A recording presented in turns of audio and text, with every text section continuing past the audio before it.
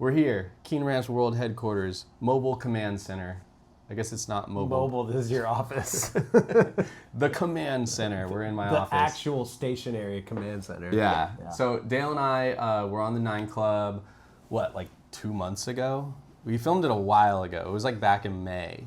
It was at the end of May, yeah. And so yeah, like a month and a half ago. Yeah, now. and then it came out June 30th. Mm-hmm. So it's been out for 2 weeks and some change. Yeah. And we haven't really had an opportunity to debrief on it. Yeah. We've been slammed here. We did that gorilla thing that took a lot of just manpower and mental energy, and then we're transitioning into doing this thing at a Champs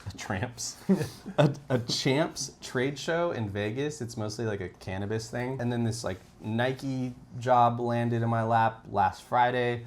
So it's just been kind of crazy. Haven't had a lot of time to just appreciate the fact that we were on this. Yeah, pretty nuts. And just see what people think and see what we thought about how we performed. Yeah. So we just want to kind of share that with our audience. There we go. We only needed one of those. Let's take a couple steps back. Yeah. When I first asked you, like, how did you feel? When we went up there to build the thing, I was we built the 9 table. Club live setup. Yeah. We did the curved table in the other room. When we did that, I was like thinking in the back of my mind, like, oh, it might be a possibility down the line in the future. I kind of felt that way too. I was like, Yeah. all right, Chris came over to the shop, filmed something for his channel. Mm-hmm. We made that PVC slider. And then, we were in communication. He told me that they're going to do an event on August 2nd. We kind of rapped out about his event, had a couple phone calls. Then he called me and was like, I think you guys need mics. Yeah. And I'm like, oh, cool. He's engaged into our content. Yeah. He thinks we should get mics. And then the desk thing came up. So I was like, a lot of things are happening to where I could foresee that. Yeah. It's one of those things that you can't ask. You can't ask to be on. No, that'd be so whack. Yeah. So I was like, if it happens, cool. But I thought it's something that would maybe happen like a year down the line. That's what I meant. That's what I felt like. I was like, oh, like the possibility might now be here. So then when you sent that text, I was like, oh my God, that was really fast. That's how I felt. It was like, what, a couple days later? Dude, yeah, pretty nuts. But I mean, dude, like, I feel like Chris and I were talking about YouTube for hours. Yeah. Dude, I could sit there and talk about that shit all day. And like, Yeah. I know he can too. So it was like, we were vibing. It was sick. I love that. As soon as we left, as soon as we were done, and it was like, okay, not recording anymore, take the headphones off, I felt really good. Yeah, for And sure. then I was like, oh, we sound and look good. Like, I don't hate anything that I said. Yeah, I know I didn't either. No long pauses, no like awkwardness. Like they do very little editing, so that was very much like the conversation. And I was so nervous in the first like 3 minutes, dude. I felt it a little bit. I was sweating like bullets in the first 3 minutes, just because like when we went there for the table thing, I was so comfortable. Everyone was so sick, but then we walk in, all the fucking lights are on when we get there to do the interview, and I'm like, oh my God, like everyone's here. This is kind of crazy. I was sweating bullets, and the fucking headphones were fucking with me because I was hearing myself echo. And then once I got past that, he was like, he kind of like pushed me to leave them on. I was like, all right, fuck it, whatever, let's go. Yeah, and then it went away. There was a few responses in the first like 5 minutes that we were sitting there where I was like, ooh, Dale's in his head a little bit. Like, I for sure was. Yeah. And then once you broke past it, it was the headphone thing. It was so fluid. So number 1 comment, Jeff Jeff. Song. It's Jeff. Thanks for the mention, fellas. Wallenberg's a dream spot of mine. If given the opportunity, I would love to try something down it. There is 112 likes to this comment and 18 replies. Dude, I'd name drop Jeff like really hard on the podcast. Cause like, dude, it's just like, he's Jeff. If anyone's gonna do like a crazy MBD down Wallenberg, Jeff could do some fucking insane shit down Wallenberg. Yeah, and I intentionally was a little I tried to be disconnected from the topic because I know the politics around certain people not wanting to see that trick or or that type of skater at the Yeah. spot. Like, it won't do it justice. And I don't really want to take a stance one way or the other. And I'm gonna take one. I want Jeff to and skate. I'm gonna do the same thing here. Like, I'm not saying I want it or I don't want it. Jeff, we need Jeff to skate Wallenberg. Okay, so obviously there's a lot of people that agree with you and they want to see Jeff skate Yeah. Wallenberg. Yeah. Like I said, I'm not saying I don't. Bring on Dan or DeVille. I agreed. There was a lot of that. Yeah, I mean, There was a lot of comments, and especially on their reels that they posted, Yeah. the shorts and stuff. A lot of it was like, "We're this close to Dan Corrigan." Yeah. Dan, I asked Dan about it, and Dan got asked, and he said no. So Dan's not going on. DeVille did go on though. Yeah. DeVille already has one. So Check out DeVille's. Yeah. Corey needs to give Dale credit for that thing. He initially built an angled wall with a bar on top. Dale suggested the curb transition. Dale needs a royalty check. you did give me credit for it. I did give Dale a lot of credit. Yeah. And yes, at first I was going to make it a lot steeper and harsher of like a slappy obstacle. All I did was make a suggestion. It's not that big of a Yeah, deal. and then Dale's suggestion was to add about 6 more inches of a runway to get to the top, which Yeah. I was like, oh yeah, that is a Wait, you great just idea. had it banked at first, right? Not transitioned? I think it had transition, but It was only going to be one side, right? No, the footprint right now is 2 feet wide. Yeah. So there's essentially like a foot of transition on both sides. Yeah. And I was only gonna do like 7 inches. Oh, so it was gonna be abrupt. a lot quicker. Yeah, okay. And then remember, I was like, oh, is it gonna hold Feebles and Smiths? Like, that's what I was thinking about. Oh, true. Yeah, And you then were thinking. I wanted it to feel more like slappy style and Yeah. abrupt and, Yeah. and quick. I agree with Goat Coffee, minus the royalty check. He gets paid. Yeah, I get fucking royalty checks every month. Nothing got past Dale's guard today. That's a Dan joke. Damn, got the shout out 1 minute in, Brad Cromer. Dude, his fucking video. Have you watched his videos? Yeah. Dude, they're so sick. He does Yeah. he does a silent vlog. They're so amazing. Yeah. Not to glaze Brad Cromer too hard, but dude's kind of been like my favorite skater since I was a kid. So like, you know, him coming into the YouTube space and doing it in this really classy way is just, it's like, it's the palate cleanser that we all need. Been watching Keen's videos for a minute. I'm one of those guys that use the video to build my own quarter. I'm in Canada, so buying wasn't much of an option. Actually, we do ship to Canada kind of frequently. What's he saying then? He's saying he couldn't buy because he's in Canada? Or just the shipping is too crazy or something? Well, you kind of have to do an extra step and like email us and be like, I'm in Canada. How much is shipping? And then we have to like run a quote. There's more manual back and forth. Okay. So it's not that like we don't offer it. It's just not an option when you check out. it's not like as instantaneous as like buy. Got it. Everybody loved your hat. Dude, I know. I was hyped that everyone caught that. Great episode. Love to hear Dale and Dale and Corey's stories. Dale Jesus, and Dan. You did it. I love that the 9 Club is getting guys like this. Dale and Corey seem so chill. I love to hang out with them. Where's some hate? I want some. Right here. The lamest thing I heard in this whole Yes. thing was that Corey is a landlord for short-term rental Okay, properties. okay. I only got one. You got, I know, I'm surprised. Yeah, you got the landlord hate comment. I had 3 at one point, and 2 of them are now long-term rentals. They're local, Signal Hill, Long Beach. The Big Bear one is the. Oh, I thought you meant you had 3 hate comments. No, And I then- had 3 Airbnbs. Okay. Now I just have 1, Big Bear, Chair 9 Chalet. Check it out. It's not doing very good. We need bookings. Dale and Corey have given a lot to skateboarding. It's great to see them getting recognized. At some point, you're going to have to bring on Dan Corrigan. A lot of this. I mean, if he says yes. The man is an unstoppable force of great skate content. Whether you like his super nice but super neurotic personality or not. Yo, I'm not sure who these dudes are, but excited anyways. Thank you, 9 Club. Thanks. Bentamode, 1989. Yeah, a lot of positive overall. Oh, shit. This guy right here, Commune 99, the slamming interview, Yeah. got one slamming comment.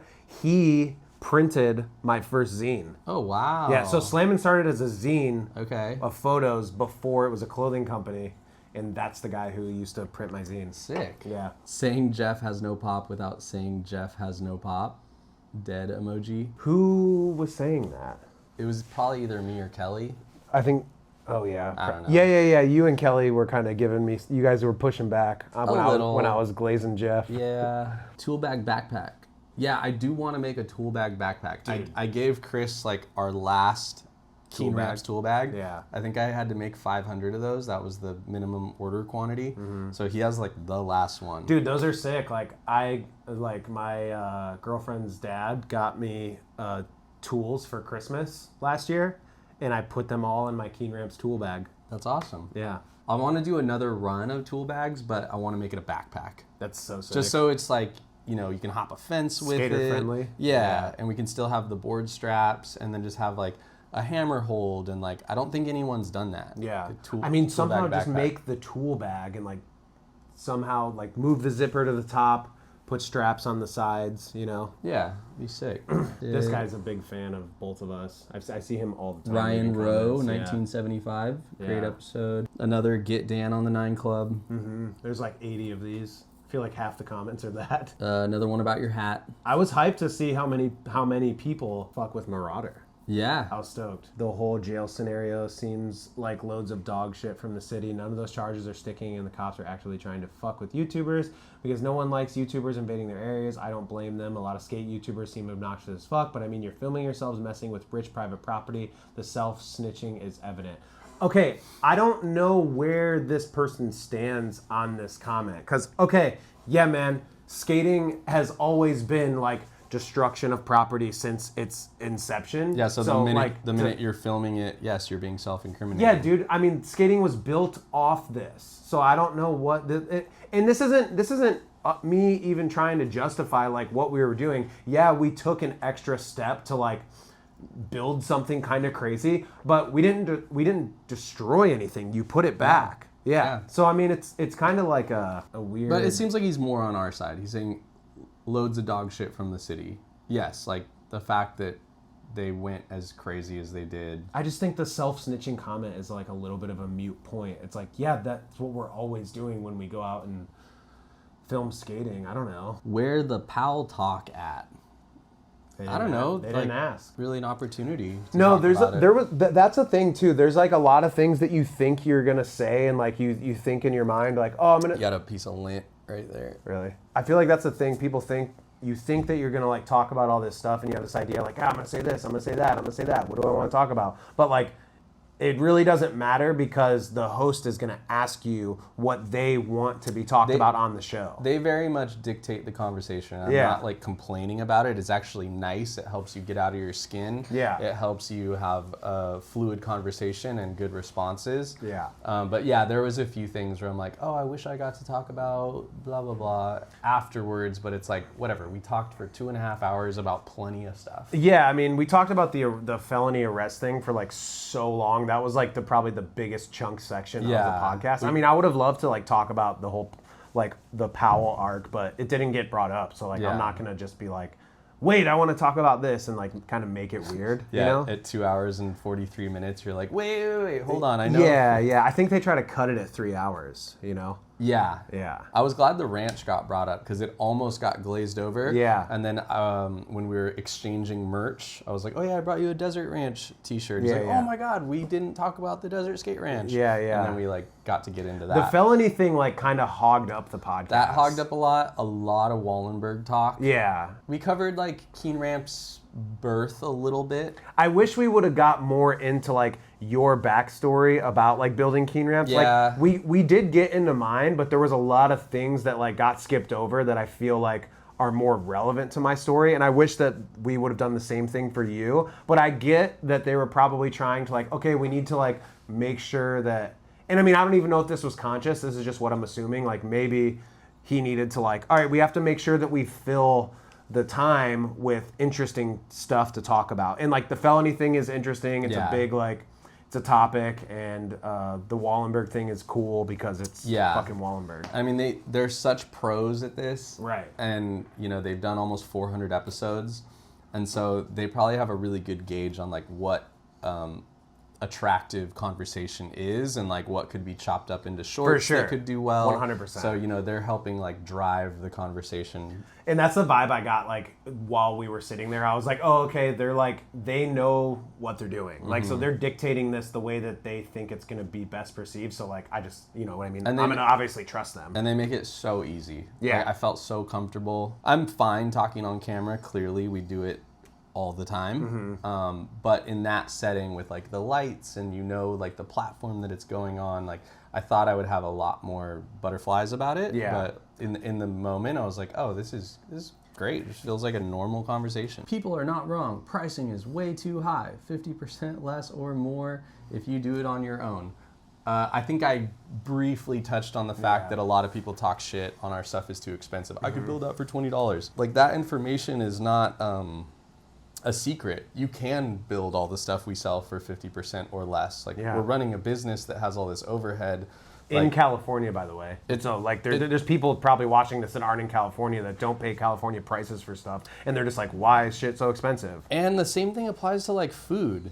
Yeah, you can like buy the ingredients to make a meal at home and spend half the price of what you do at the restaurant, but you go to the restaurant because you want to support the brand, you like the vibe, you like their food, their flavor. It's like the same thing with anything you buy. Yeah. So yeah, I mean, dude, comments like that are it's just kind of like, oh, why would I? Like, people like that are never gonna build their own thing. The people that build their own thing are leaving comments asking specific questions about how to build their own thing. Yeah. You know what I mean? Who are these dudes? Never heard of them. Nice. There it is. There's the comment that I knew we were gonna get. The one that I was really hoping was that somebody would be like, I guess they'll let anybody on now. Yeah, same. I was like kind of hoping for that. But yeah, very little hate, which I'm surprised. I'm happy about, but I'm also a little disappointed. I was ready for some mean shit. I was too, yeah. I'm pretty...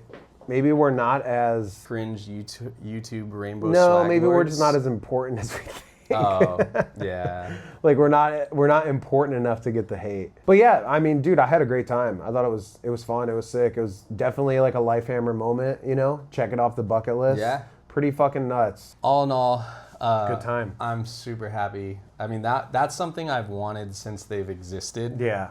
And when they first came out, I'm like, oh my God, Nine Club's so sick. I love their format. I love the delivery, the branding, like everything about it. Like it is the quintessential like skateboard podcast. For sure.